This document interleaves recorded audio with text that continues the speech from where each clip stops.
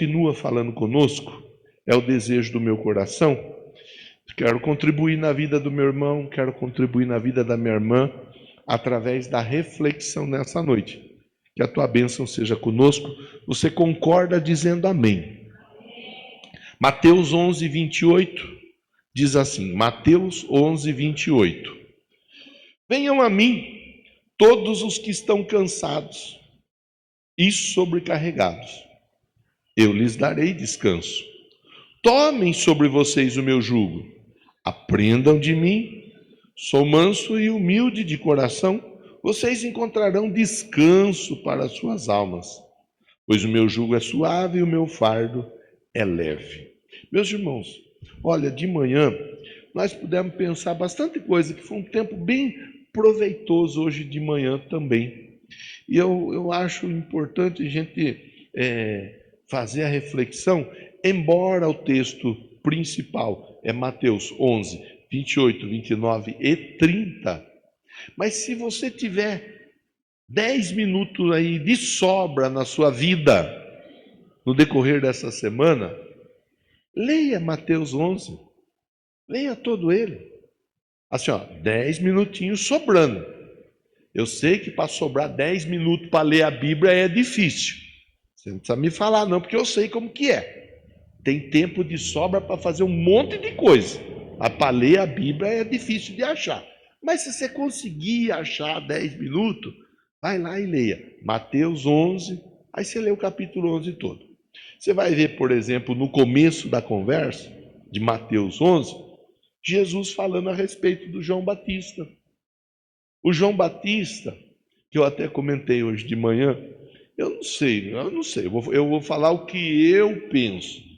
E você pode pensar diferente, e outros tantos pregadores que tem por aí podem pensar diferente também. Eu respeito toda a forma diferente de pensar, sem problema nenhum. Mas eu não sei se o João Batista faria sucesso com a mensagem que ele vinha pregando nesses dias.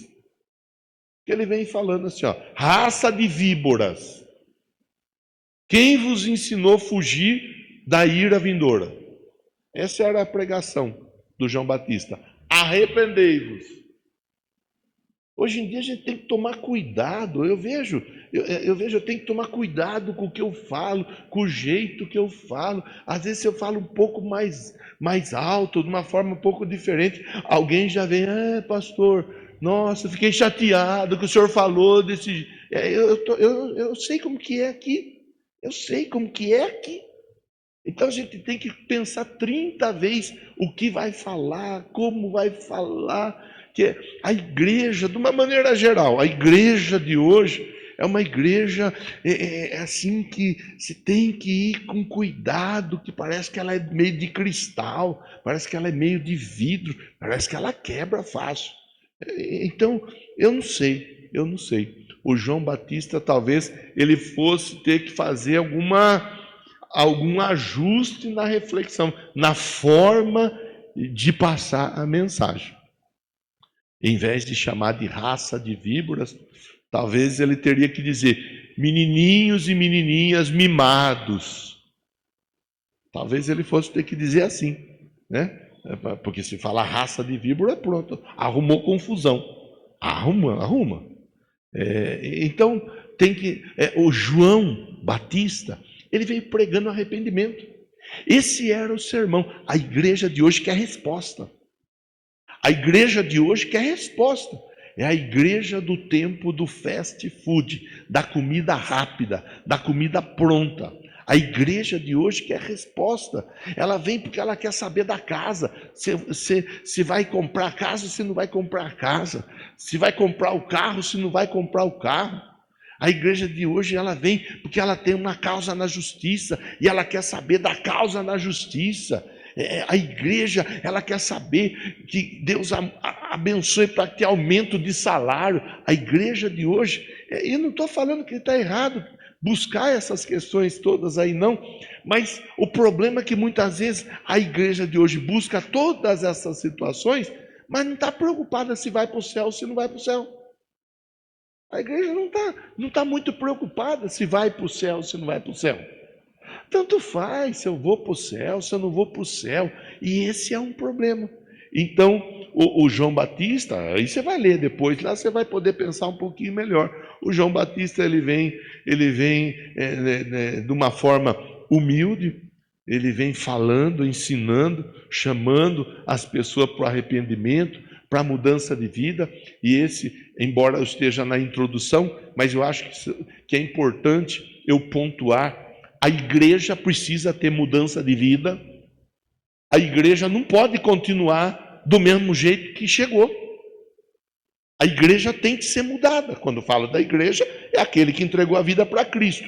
A definição da igreja é a soma total ou parcial dos filhos de Deus, a volta de Cristo.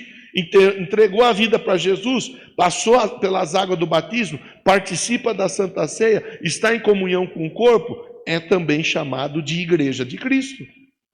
Então, a igreja, ela é importante a igreja ter esse entendimento da vida eterna, da salvação. É importante a igreja ter esse entendimento da mudança, da transformação. Aquele discurso que não cabe, por mais que tenha gente que insista em fazer, mas não cabe. Eu sou assim, eu nasci assim, eu cresci assim, eu sou assim. E só falta a pessoa falar, eu sou Gabriela. Tem gente que não muda. Ela mentia antes de Jesus, depois de Jesus continua mentindo do mesmo jeito. Ela era briguenta, era boca suja antes de Jesus, entregou a vida para Jesus, continua sendo briguenta a pessoa, homem ou mulher, continua sendo briguenta, continua sendo boca suja do mesmo jeito. Era caloteira antes de Jesus, entregou a vida para Jesus, continua sendo caloteiro, uma dificuldade para pagar, é uma enrolação. Às vezes a pessoa enrola 10 anos para pagar R$20. Não cabe. Em Jesus a Bíblia diz que nós somos uma nova criatura. Então, dentro da introdução, o João Batista, ele vem falando disso. Aí, logo depois, nós temos o quê? Jesus falando ainda, contando, através do evangelista Mateus, falando das cidades impenitentes. Ele fala, ai de ti, Corazim, ai de ti, Betsaida. Tudo isso está no capítulo 11. Se os milagres que foram realizados entre vocês tivessem sido realizados em Tiro e em Sidom, haveria ali um avivamento. Aí uma outra conversa, que é a dureza do coração das pessoas. As pessoas hoje em dia, elas não são agradecidas, elas não são gratas. As pessoas não costumam ser gratas a Deus, não costumam ser gratas aos amigos, aos familiares. A ingratidão é algo que está estabelecida hoje no sistema. Mas vamos deixar o sistema para lá, porque a Bíblia diz que o mundo jaz no maligno. O mundo está morto, estando no maligno, mas em Cristo nós estamos vivos. E a gratidão, ela tem que ser algo que é algo latente dentro do nosso coração. Algo que tem que ser latente dentro do nosso coração. É importante nós sermos agradecidos a Deus, sermos gratos a Deus. É importante nós agradecermos pela nossa família. Você viu, eu mandei um vídeo ontem, acho que foi ontem ou antes de ontem. Ontem foi terça, então foi ontem. Do carro, a moça andando no carro. Andando na rua, no meio da rua, você viu? Quem viu o vídeo?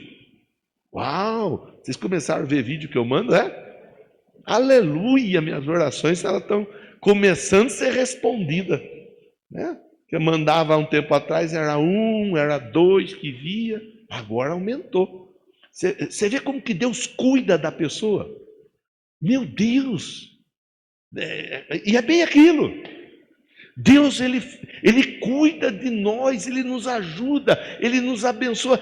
Ele faz coisa que nós vemos, mas Ele faz muita coisa que nós nem vemos, nem sabemos. Tanto que a moça ficou assim, procurando igual uma barata tonta, nem sabia o que tinha acontecido. E o carro quase que atropelou e quase que matou ela. Deus cuida de nós, Deus opera na nossa vida. E aqui em Mateus ele está chamando a atenção para essa realidade. Ele está chamando a atenção para essa situação. Olha, às vezes precisa fazer algo tremendo na vida da pessoa para a pessoa valorizar a ação de Deus na vida dela. E mesmo assim ela não valoriza. Às vezes precisa fazer algo assim tremendamente absurdo para a pessoa valorizar o que Deus fez. Então, só o fato de nós estarmos juntos aqui mais uma vez já é motivo para nós glorificarmos a Deus. Já é motivo para nós nos alegrarmos. Eita, Laia. Vai lá, Daniel.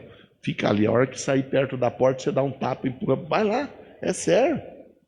Pode ir. Vocês estão com medo da borboleta. Isso. Mas bate para falar. É para lá o caminho. Aí, senão o pessoal não vai prestar atenção em mim aqui. Olha lá. Ajuda ela aí, Eliseu. Ai, barbaridade. Olha lá. Está ali perto da porta, você toca ela para fora. Isso aí. Eita, Laia. Olha lá para o sino.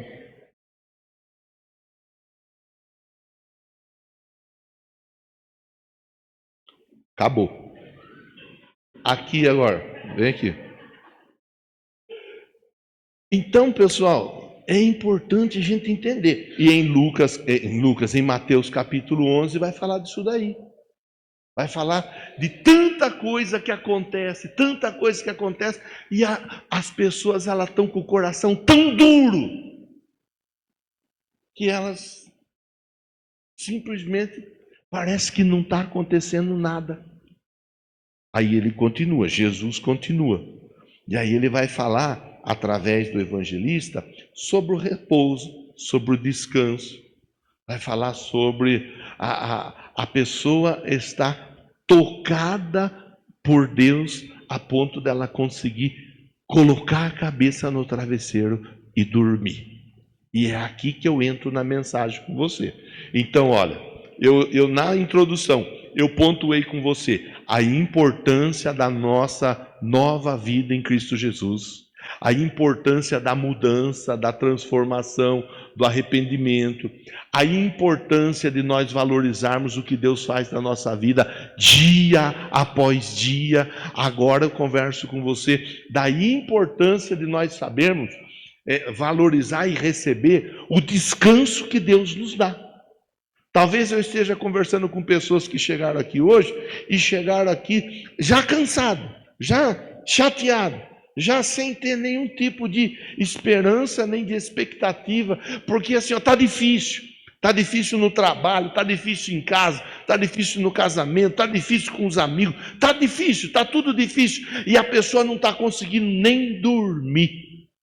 E a pessoa não está conseguindo nem colocar a cabeça no travesseiro e dormir, mesmo com esse frio gostosinho que estava até esses dias. Hoje deu uma esquentadinha, mas até esses dias estava frio, estava bom para dormir. E tem gente que não estava conseguindo dormir, porque não consegue descansar, não consegue desligar, não consegue ver uma situação diferente, não consegue acreditar que alguma coisa diferente Deus pode fazer na vida da pessoa. Aliás, domingo nós pensamos um pouco dentro disso. Alguma coisa nova está por acontecer na sua vida. Falamos disso, você lembra, né? Você veio aqui no domingo e você lembra o que foi pregado. Então aqui no verso 28, Jesus está falando o quê? Venham a mim. Quem? Todos os que estão cansados e sobrecarregados. Pastor, eu não estou aguentando mais. Pastor, eu estou a ponto de jogar tudo para o alto. Pastor, eu estou a ponto de jogar a toalha, como costuma falar. Pastor, eu estou a ponto de dar um grito e de sumir, de virar fumaça. Não, pelo amor de Deus, não vira fumaça, que já tem fumaça demais que os infelizes tacam fogo no mato. Não vire fumaça. Jesus está falando assim: quem estiver cansado, venha a mim. Quem estiver cansado, venha a mim. Quem estiver sobrecarregado, porque o cansado é uma coisa, o sobrecarregado é outra coisa. O sobrecarregado é aquela pessoa que faz além do que ela deveria fazer. É aquela pessoa que faz a parte dela, mas que faz a parte dos outros também. Tem muita mulher que faz a parte do homem, faz a parte do filho, da filha dentro de casa. Tem muita mulher que levanta cedo, vai trabalhar, trabalha o dia inteiro, chega em casa no final do dia, tem que fazer comida, tem que lavar, tem que passar, tem que pôr o lixo na rua, e muitas vezes o belezão está lá, só como se fosse uma pensão, como se fosse um hotel, desfrutando do hotel, desfrutando da pensão. Está lá para encher a barriga e descansar. E a mulher, ó, tendo que ralar. O contrário também é verdade. Que tem umas mulheres que são folgadas, elas não querem saber de fazer nada, só quer saber de ficar no celular. E o homem que vai cedo, de tarde, de noite, ele tem que fazer tudo, ele tem que resolver tudo. Tem uns fios, né, umas fias, que é tudo folgado. Tudo, taca aquela calçona larga, fica parecendo a cueca, vai andando que parece sem cocô na calça, e pergunta: tá pronta a comida? Não faz nada. Então a gente sabe como que funciona. A gente sabe. Tem umas pessoas que são folgadas e elas aproveitam. E se tem alguém que acaba fazendo, a pessoa aproveita porque está vendo o que o outro está fazendo. Então ela vai se. E com isso a pessoa vai ficando sobrecarregada. Com isso a pessoa vai chegando numa situação que ela não aguenta mais. É por isso que muitas vezes a pessoa ela quer parar com tudo. É por isso que muitas vezes tem pessoa que simplesmente desanima de viver. Eu já ouvi gente falar assim, ó, para mim podia acabar tudo. Eu já não tenho mais vontade e nem graça para viver. Por quê? Muitas vezes você vai ver, a pessoa está cansada. Muitas vezes a pessoa está sobrecarregada. A pessoa está ali numa situação que ela não consegue ver uma saída. Ela não consegue ver, aos olhos dela, ela não consegue ver uma situação. Então Jesus ele fala assim, ó, vem a mim. Talvez você que está aqui hoje possa ter uma pessoa assim. E Jesus está mandando dizer para você, venha, pode vir, venha a mim. O final do verso diz assim, eu darei descanso a vocês. Venha. Você está cansado? Você está cansado? Eu nunca tive. Eu amo meu pai. Meu pai já partiu. Glória a Deus pela vida dele. Sou grato por tudo na minha vida. Tudo. Sou grato a Deus pela vida do meu pai. Mas eu não me lembro. Eu imagino que quando eu fosse nenezinho, ele fez. Mas depois de criança, eu não lembro. Eu não lembro mesmo. Não lembro. Sabe aquela coisa? Talvez você pôde desfrutar disso daí. Eu tenho o Luiz hoje. Eu venho, eu abraço o Luiz. Eu ando junto, agarrado no Luiz. Eu chamo o Luiz, eu ponho ele no colo, dou um abraço. Eu faço assim com o Luiz hoje. Mas eu não tive. Eu e meu pai, não eu e meus irmãos todos. A cultura dentro da minha casa não foi assim.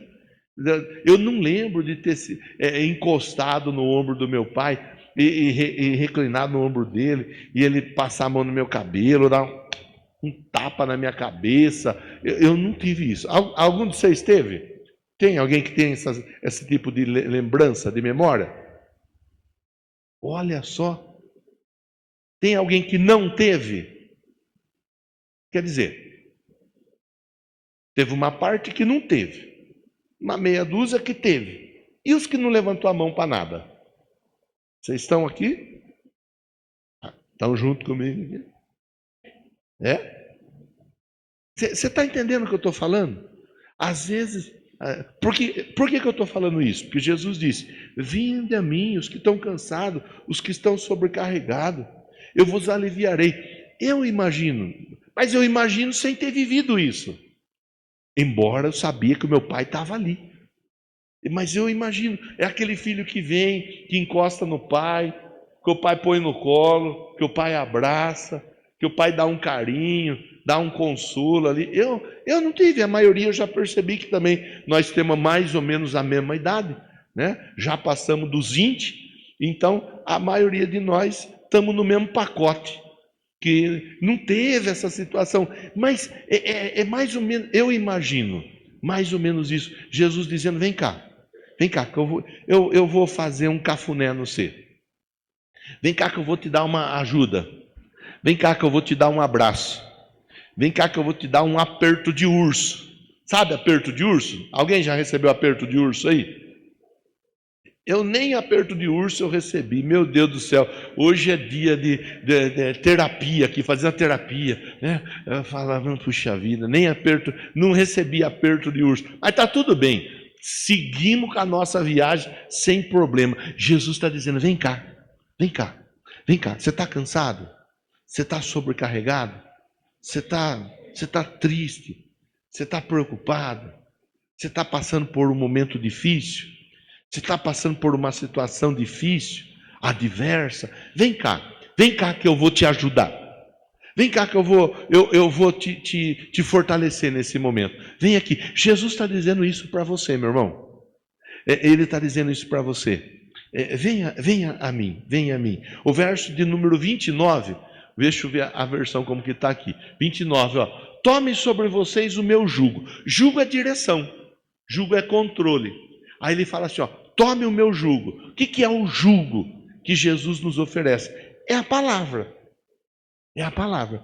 Tome sobre vocês o meu jugo. Tome. Pega a palavra. Aplica a palavra. Tome o meu jugo e aprendam de mim. Aprendam de mim. Jesus está nos chamando para aprender. Olha, ele diz: eu sou manso, sou humilde de coração. Então, é importante nós entendermos. É por isso que a gente valoriza o contato seu com a palavra, porque a palavra vai te direcionar. Às vezes nós estamos indo para um caminho que é um caminho que tem trazido para nós cansaço e sobrecarga, mas se nós formos fazer uso da palavra como sendo uma peneira, como sendo um gabarito, como sendo algo que vai nos dar uma noção se nós estamos no caminho certo, com a palavra nós vamos ver que nós estamos no caminho errado. Com a palavra nós vamos ver que nós estamos indo por um caminho que não é o caminho que Deus espera de nós. Então ele nos diz: tomem sobre vocês o meu jugo, aprendam de mim, que sou manso, que sou humilde de coração. Aí olha a sequência do versículo: vocês o quê?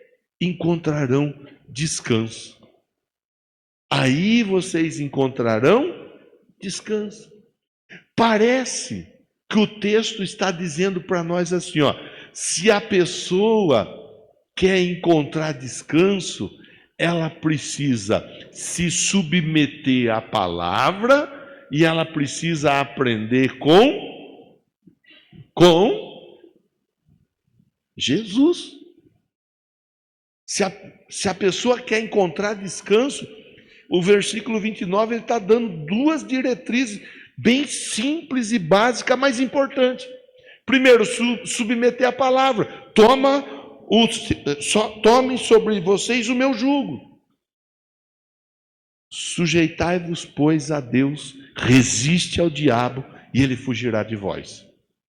Sujeitar a Deus é estar debaixo da obediência da palavra de Deus. Tem muita gente que não está debaixo da obediência à palavra e aí não tem condição de resistir ao diabo. E como não consegue resistir ao diabo, o diabo não foge. Ele está sempre atormentando a vida da pessoa. Ele está sempre atrapalhando a vida da pessoa. Ele está sempre atrapalhando a pessoa, por quê? Está atrapalhando a pessoa porque ela não está se submetendo à palavra. O meu povo perece porque não conhece. A falta do conhecimento traz o perecimento. A falta do conhecimento traz o cansaço, traz a fadiga, traz a sobrecarga. Então, o texto está dizendo, primeiro, Jesus está nos chamando para quê? Para ir até Ele.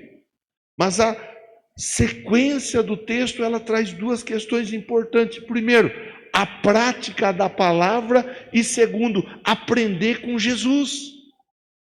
Aliás, eu falei desses dias, parece que as coisas elas vão se repetindo. Em seus passos, o que faria Jesus? Falei do livro do Filipenses. É aprender com Jesus, é ver o que Jesus faria. Porque às vezes nós queremos que as coisas aconteçam na nossa vida, mas nós estamos indo na contramão da palavra. Nós estamos fazendo diferente do que Jesus orienta.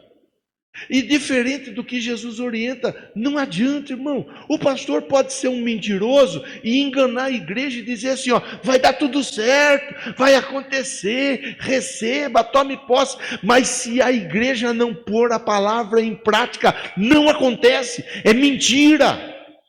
É jogar para a torcida como costuma se falar, só para a pessoa ficar feliz com o pastor. Ah, o meu pastor, ele profetizou um monte de bênção na minha vida. Mas a bênção, se não tiver a concordância com a palavra, ela não vai acontecer. Nem a maldição não acontece se a pessoa não estiver fazendo a coisa errada. Assim como o pássaro no seu vaguear, se a andorinha sem ninho, ela não pousa. E a maldição também, se ela não tiver causa, ela não acontece. Até para ser amaldiçoado, a pessoa tem que dar motivo. Imagine para ser abençoado, irmão. Imagine para ser abençoado, irmã. Então Jesus ele fala, tome sobre vocês o meu jugo. Aprendam de mim. Aprenda. Se sujeita à palavra, se submete à palavra. Aprenda de mim. Eu sou manso, eu sou humilde. Vocês encontrarão descanso. Aí, para concluir a reflexão, o meu jugo é suave. A palavra de Deus, ela é suave. Viver fora da palavra dá muito mais trabalho do que viver na palavra. Viver fazendo o que a pessoa quer da vida dá muito mais dor de cabeça do que a pessoa procurar se submeter à palavra. Vai por mim. Vai por mim. Pensa nisso. O meu jugo é suave. E o meu fardo? O fardo dele é leve. Qual que é o fardo? O fardo é nós vivermos uma vida para Cristo. O fardo é chegar quarta-feira, 7 horas, a gente começar a se arrumar para vir para o templo. O fardo é chegar terça-feira, 7 horas, 7h30, se arrumar para ir para a célula. O fardo é você chegar sábado. Que hora que é a célula sábado, João? 19. Que hora que é a célula sábado, Rose? 5h30. O fardo é chegar às 5 horas, começar a se arrumar para a célula. 6 horas, 6h30, começar a se arrumar para a célula. Esse é o fardo. O fardo é você pegar e se envolver e participar, testemunhar, contar o que Deus tem feito na sua vida. Esse é o fardo. E a Bíblia fala para nós, é um fardo leve. Tem muita gente carregando fardo pesado. Por quê? Porque está fazendo tudo aquilo que Deus não orientou a fazer. Está indo na contramão da palavra. Qual é o resultado disso tudo, pastor? Cansaço, sobrecarga, tristeza, dor, vergonha, humilhação. Jesus nessa noite, ele está nos chamando para que nós possamos descansar o nosso corpo, a nossa alma, o nosso espírito. Jesus está nos chamando para que nós possamos viver uma vida abençoada por Ele, em nome de Jesus. Eu quero orar com você. Por favor, fique em pé.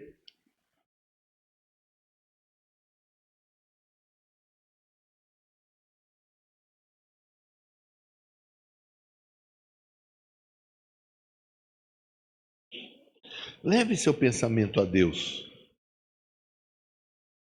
Se você chegou aqui cansado, irmão, se você chegou aqui sobrecarregado, você chegou aqui assim, ó, no seu limite, é por você que eu quero orar. Mas a palavra, ela foi passada para você de um jeito simples, claro e fácil de compreender. Duas coisas importantes para nós pensarmos. Primeiro, colocarmos a palavra de Deus em prática. Não adianta querer andar sem fazer a coisa que a palavra ensina a fazer. Segundo, procurar olhar a Jesus. O que Jesus faz? O que Jesus faria? Quando nós procuramos fazer isso, tanto praticar a palavra, quanto aprender com Jesus, o fardo começa a ficar leve. O jugo começa a ser um jugo suave. O direcionamento da nossa vida passa a ser um direcionamento mais tranquilo.